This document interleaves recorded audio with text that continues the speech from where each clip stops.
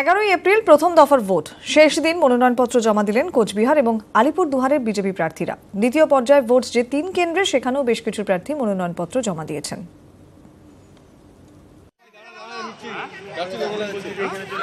11 April vote Cooch Behar ও আলিপুরদুয়ারে। সোমবার ছিল মনোনয়নপত্র জমা দেওয়ার শেষ দিন। দলের গোষ্ঠীকন্দল সামনে এখনো প্রচারে নামতে না পারলেও এদিন মনোনয়নপত্র জমা দিলেন সদ্য বিজেপিতে যোগ দেওয়া নিশীথ প্রামাণিক। দলের কর্মীদের নিয়ে মদনমোহন মন্দিরে পুজো দিয়ে মনোনয়নপত্র জমা দেন নিশীথ। আমাদের যে সিম্বল পদ্মফুল এবং মোদিজি, আমাদের এই দুটোর উপর নির্ভর করে কিন্তু আমাদের প্রচার চলছে। অন্য প্রতিদ্বন্দ্বীরা মনোনয়নপত্র জমা দিয়েছেন আগেই। সোমবার বাবুপাড়ায় দলীয় কার্যালয় থেকে মিছিল করে ডুয়ার্স কন্যা প্রশাসনিক ভবনে গিয়ে মনোনয়নপত্র জমা দিলেন আলিপুরদুয়ারের বিজেপি প্রার্থী জন বার্লা। লোকসভা আলিপুর লোকসভা আমরা জিতছি, এইটাই ভিড় দেখাচ্ছে, আপনি বুঝতে পারছেন। রায়গঞ্জে কংগ্রেস প্রার্থী দীপা দাসমুন্সী দেবীনগর কালী মন্দিরে পুজো দিয়ে যাত্রা শুরু। ফুট খোলা জিপে ফুরফুরে মেজাজে দীপা রাস্তায় দাঁড়িয়ে মেটালেন সেলফির আবদারও। দেবীনগর থেকে কর্ণজোড়ায় মিছিল করে এসে মনোনয়নপত্র জমা দেন।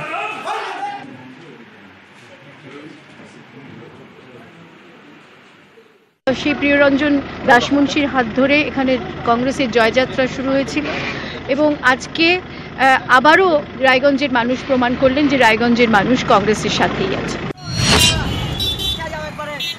জেলা শাসকের দপ্তরে গিয়ে মনোনয়নপত্র জমা দেন রায়গঞ্জের তৃণমূল প্রার্থী কানাইয়া লাল আগরওয়াল। আমরা জিতবই, আমি মনে করি না কোনো প্রতিদ্বন্দ্বী আছে মাঠে। এদিনই মনোনয়নপত্র জমা দেন সিপিএম প্রার্থী মোহাম্মদ সেলিমও। দলীয় প্রতীকের বড় বড় কাটআউট, লাল বেলুন হাতে কর্ণজোড়া পর্যন্ত মিছিলে হাঁটেন কর্মীরা।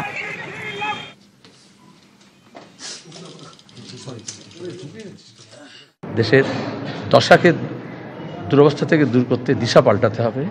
সেই দিশা পাল্টানোর জন্য বামপন্থীদের সাংঘাতিক প্রয়োজন আছে সংসদে। দার্জিলিং স্টেশন থেকে মিছিল করে জেলা শাসকের দপ্তরে মনোনয়নপত্র জমা দেন দার্জিলিংয়ের তৃণমূল প্রার্থী অমর সিং রায়, সঙ্গী গৌতম দেব। মিছিলে ছিলেন গোর্খাজান মুক্তি মোর্চা নেতা বিনয় তামাং, অনিত থাপারাও।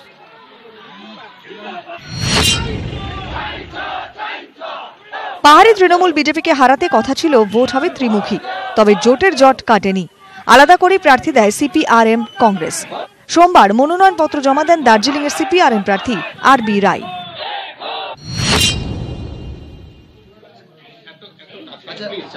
একই দিনে মনোনয়নপত্র জমা দেন কংগ্রেস প্রার্থী শঙ্কর মালাকারও।